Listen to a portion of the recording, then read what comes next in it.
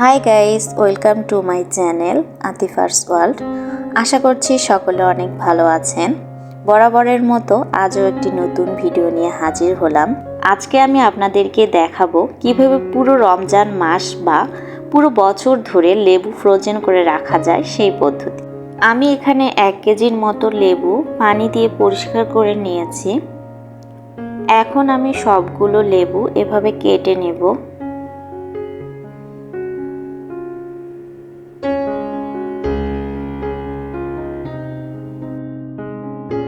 লেবু কিন্তু এভাবে কাটতে হয়।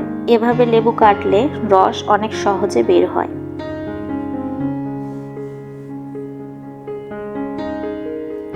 কেটে নেওয়া হয়ে গেছে। এখন এভাবে সবগুলো লেবু থেকে রস বের করে নেব। হালকা একটু প্রেস করলেই কিন্তু লেবুর রসগুলো বের হয়ে আসবে।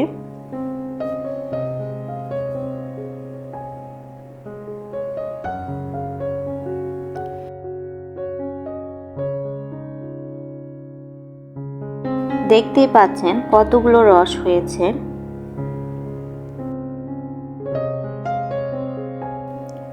এখন একটি ছাঁকনি দিয়ে রসগুলো ছেঁকে নেব।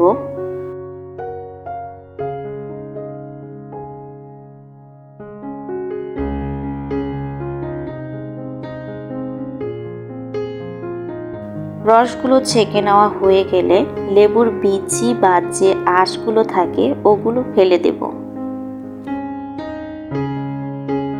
এবার এই রসগুলো আইস ট্রেতে বা যে কোনো বক্সে করে এভাবে ঢেলে নিয়ে ডিপ ফ্রিজে 5 থেকে 6 ঘন্টার মতো রাখলেই জমে যাবে।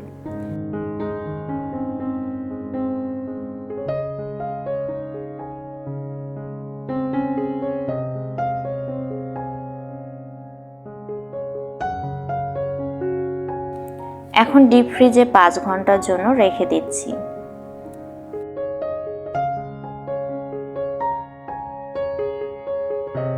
5 ঘন্টা পর দেখতেই পাচ্ছেন রসগুলো জমে গেছে।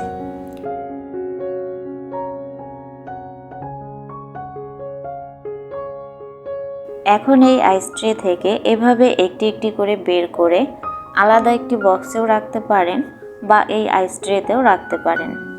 এভাবে সংরক্ষণ করলে প্রতিদিন শুধু ডিপ ফ্রিজ থেকে বের করে শরবত বানালেই হবে।